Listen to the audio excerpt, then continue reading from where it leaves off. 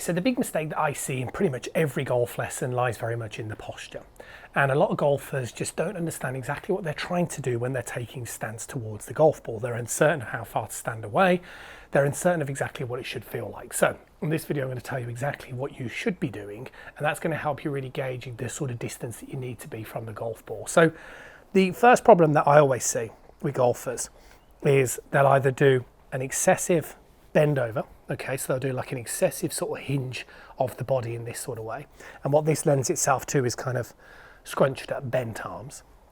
Or I'll see golfers that don't understand how to bend correctly, and then they end up like this, where they're standing too tall, and then this leads to obviously things like standing up and an inconsistency again throughout the golf swing. So the point of the golf swing is that it should feel like an athletic motion. It should feel like something that you're going to be propelling this golf club, you know, anything from sort of 50 up to maybe 100 miles per hour to the side of your body, okay? So therefore what that means is you need good structure of your arms. Your arms are going to be the thing that gives you the club head speed. Your rotation and your body is going to guide the direction at a small amount of force, but it's your hands and arms that are going to give you that sort of generated power. So what you need to do in your posture is make sure that you're mindful of that. A simple exercise is just hold the golf club like so, and just imagine that it's a really heavy bar that you might do down the gym, okay? And then see the way I just let my arms hang down, the way that the bar rests pretty much over towards my toe line. So this would be a really sort of natural position if this was pulling you down. You obviously wouldn't do this, and you obviously wouldn't do this. Do you see the way that that would obviously topple you over?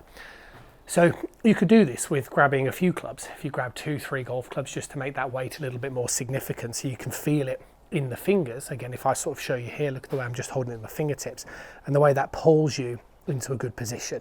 Now, obviously when you set up to the golf ball, you're no longer going to have that sort of sensation of that heavy weight. But what you do need to do is you need to have that same level of activation in your arms. So you need to feel like when you're setting up to the golf ball that you are pushing your arms, okay, down towards the floor. Almost like I'm extending my arms down. See what I'm doing? So I'm not just standing here with limp arms, getting ready to swing the club. I'd never do that. Not even maybe on a little chip shot, I might have very relaxed arms. But aside from that, no, my arms are pushing, okay? And I think this is where we get those sort of misconceptions sometimes with grip pressure.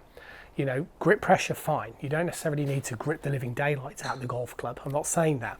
What I'm saying is pushing your arms so you feel a level of activation down your arms, the same as you would in this type of exercise.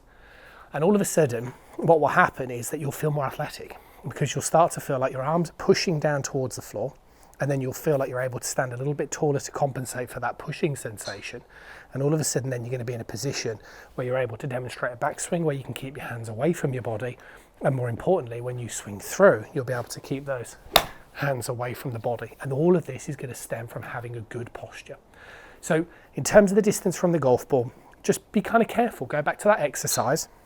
Okay, imagine it's a heavy weight that pulls you over so it falls over your toe line, and then just practice holding the club from that type of position there, and that would generally give you a really good indication that you're the correct sort of distance from the ball for yourself by making sure you get your posture set up first. See you soon.